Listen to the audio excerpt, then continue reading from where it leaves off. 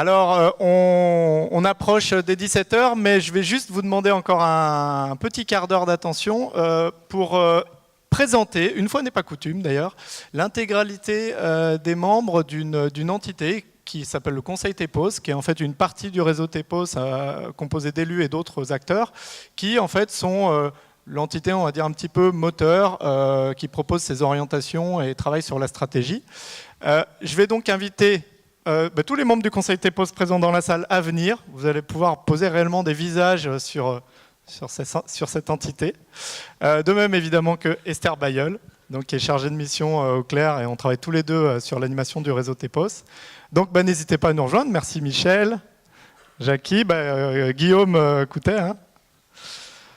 Marc Gédliska, d'Espul, Madeleine Charru de Solagro, Jean-Marie Houdard des Crêtes Pré-Ardennaises. Il y en a du monde. Alors peut-être, mettez-vous devant, on ne va pas se mettre derrière les fauteuils. Jean-Pierre Goudard, pardon, de l'Ouest Rhodanien, Joseph Bourrez de l'ALEC de l'Ardèche, Patrick Barbier, commune de Muttersols, et Julien Rodriguez, secrétaire général. Venez dans la lumière, ce serait triste quand même. Voilà, on va passer devant les... Alors c'est vrai que les fauteuils nous encombrent, on va passer devant. Alors il en manque quelques-uns, mais enfin vous avez quand même une belle brochette. Et je vais en profiter. Alors Jackie, je t'invite à prendre un micro.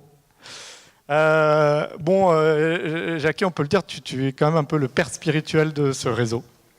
Puisque l'intention de ce réseau-là est née du Menet en 2010, au moment où justement vous organisiez les premières rencontres, qui ne s'appelaient pas encore tout à fait Territoire Énergie Positive, c'est arrivé au fil de l'eau. Est-ce que tu peux peut-être revenir un peu sur l'intention initiale qui était la vôtre au Menet, de faire cet événement et puis en fait de faire finalement un espace d'échange et de coopération entre les acteurs de territoire? Oui, bonjour à vous toutes et à vous tous. Merci déjà à Cœur de Savoie de nous recevoir ici, c'est très agréable, mais tous les ans c'est très agréable, donc l'année prochaine ça le sera encore. En me disant ça, Yannick, tu ne me rajeunis pas. Mais bon, on a tous vieilli de la même manière. Ainsi va la vie. Oui, donc l'histoire du Menet, je ne vais pas vous la raconter parce que tout le monde la connaît. Moi, ça fait 50 ans que je suis dans le développement local ascendant, donc ça veut tout dire.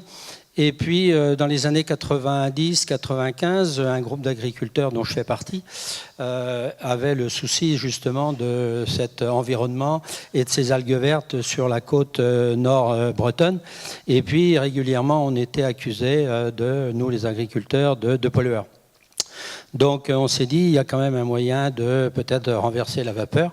Et donc entre agriculteurs, on s'est organisé et puis on a donc réfléchi à une unité de méthanisation pour justement traiter nos déchets.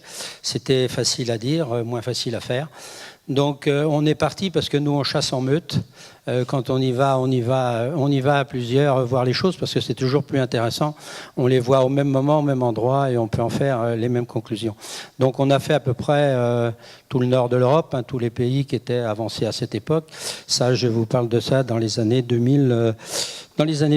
Et puis on a fait une étude aussi qui nous a quand même beaucoup inspiré et grâce à Solagro, Madeleine, une étude sur justement les consommations que faisait notre territoire.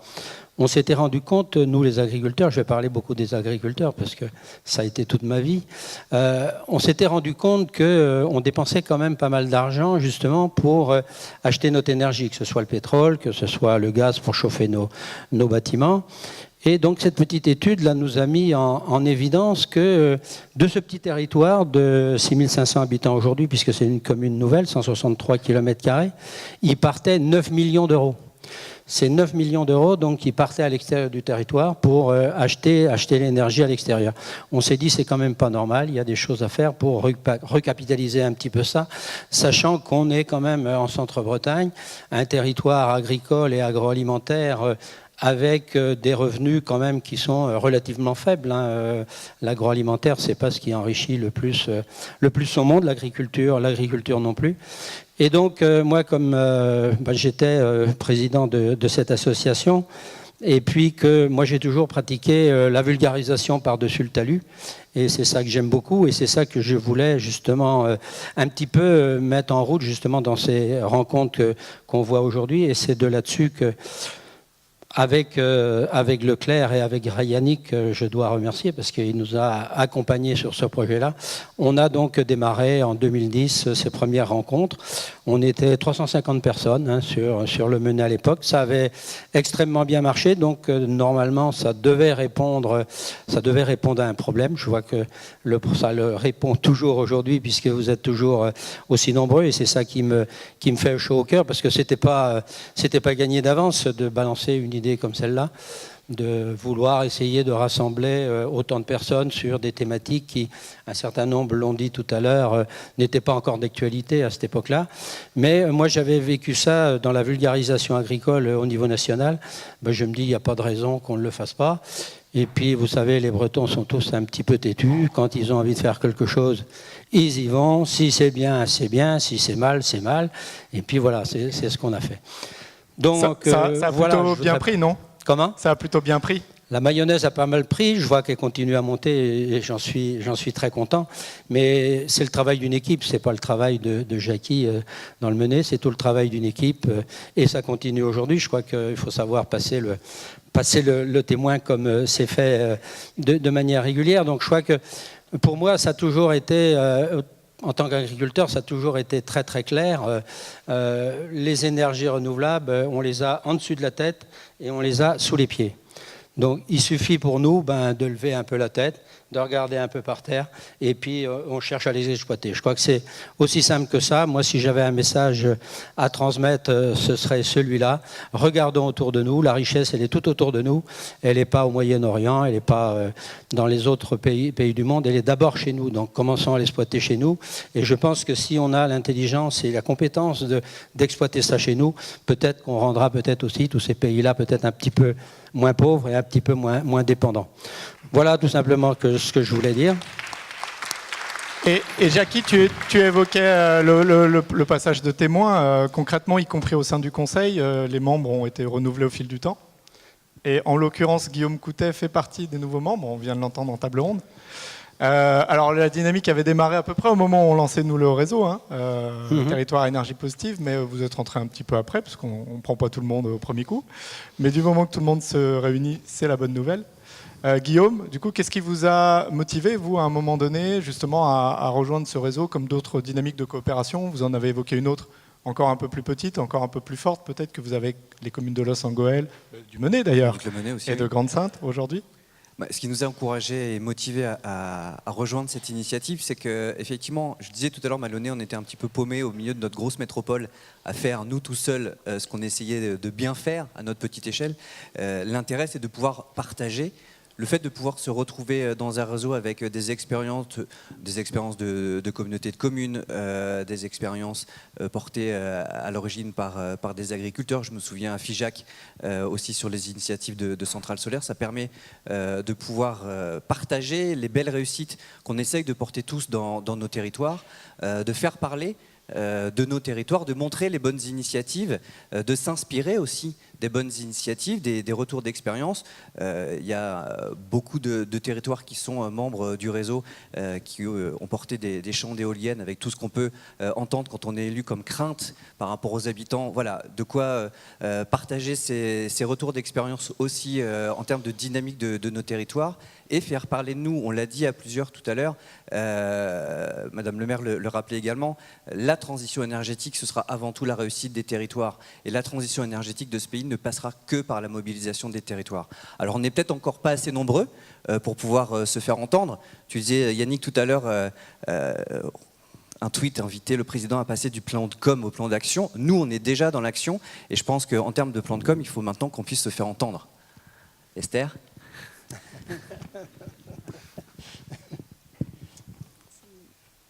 Du coup, je pense que Michel peut aussi prendre la parole à son tour. Alors tout d'abord, pour faire un petit rectificatif, parce que je pense que beaucoup ont été déçus tout à l'heure de ne pas voir Sandrine Burezi et ont constaté que c'était Michel Maillat. Je tiens à rassurer, Sandrine est présente parmi nous, hein, Elle est coprésidente du Clerc et on la félicite d'être ici parmi nous. Je tiens aussi à préciser que je ne suis plus vice-président du Clerc. J'ai été viré à ma demande, mais qu'il y a sur la scène ici 2 vice-présidents. Donc le Clerc est bien représenté et assume bien cette notion de parrainage du réseau TEPOS. Et donc maintenant, je vais lancer un petit appel qui s'adresse à vous tous, ceux qui portent un projet de transition énergétique et écologique. Et où? Ceux qui pensent que nous serons la règle et non l'exception. Ceux qui pensent qu'il est temps d'accélérer la transition des territoires et de la France. Je vous demande de bien vouloir vous lever et de vous applaudir.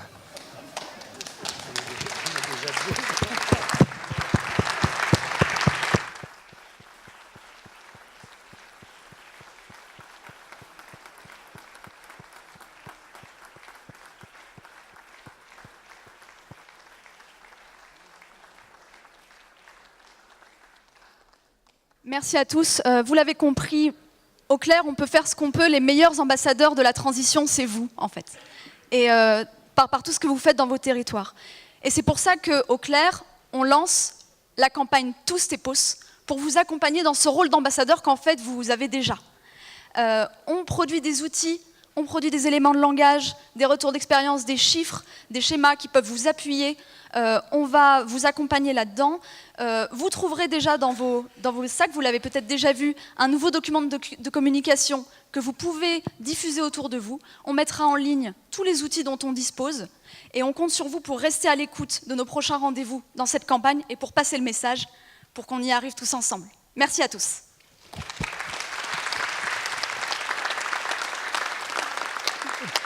Permettez-moi, si j'avais un dernier mot, Bien sûr. ce serait cette chanson. On avance, on avance, on avance, on avance. Merci.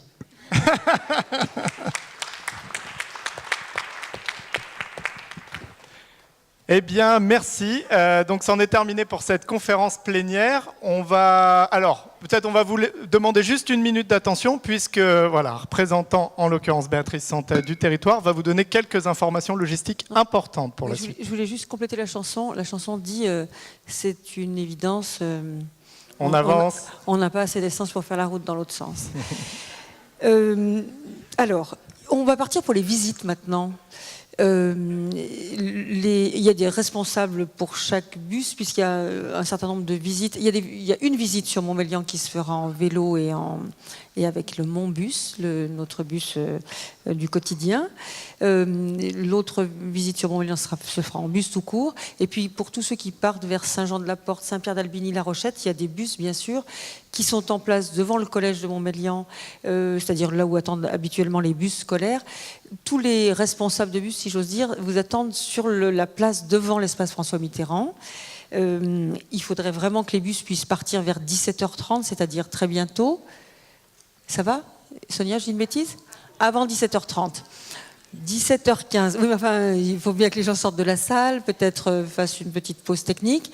Donc, entre 17h15 et 17h30, La Rochette, c'est à 20 minutes de bus. Donc, effectivement, il faut le temps de faire l'aller-retour. Puis là-bas, vous avez 2 entreprises innovantes à visiter. Il faut qu'on se retrouve ici vers 19h, 19h30 pour un apéritif.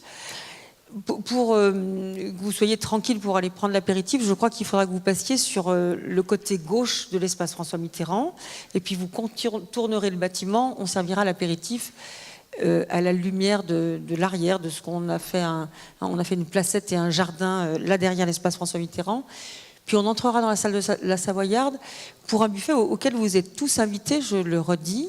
Un buffet des producteurs, ce sont que des producteurs de Cœur de Savoie, des producteurs de vin, des producteurs de bière, des producteurs de viande, de légumes, de glace, de gaufres et autres bons moments, de foie gras aussi.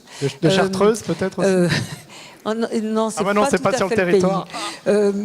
Mais allez, juste de 20h à 22h, vous pourrez profiter de ce buffet. Et puis, les bus vous attendront de nouveau au même endroit, devant le collège, à pour un départ vers 22h, pour Saint-Pierre d'Albigny, pour ceux qui sont logés à Saint-Pierre, pour Challes-les-Eaux et Chambéry, pour les autres.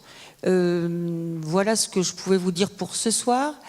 Demain matin, on peut se retrouver, si vous le souhaitez, les ateliers commencent à 9h, mais on peut se donner rendez-vous ici, en l'occurrence dans la salle de la Savoyarde, dans laquelle on fera le buffet tout à l'heure. On vous servira un café, un petit déjeuner demain matin à la Savoyarde, rapidement, entre 8h30 et 9h, pour qu'à 9h, Rapidement, tout le monde puisse partir dans les ateliers. L'essentiel des ateliers a lieu dans l'espace François Mitterrand. Certains ont lieu à l'espace Léonard de Vinci à côté, qui est notre école de musique, et 2 ateliers auront lieu à l'hôtel de ville.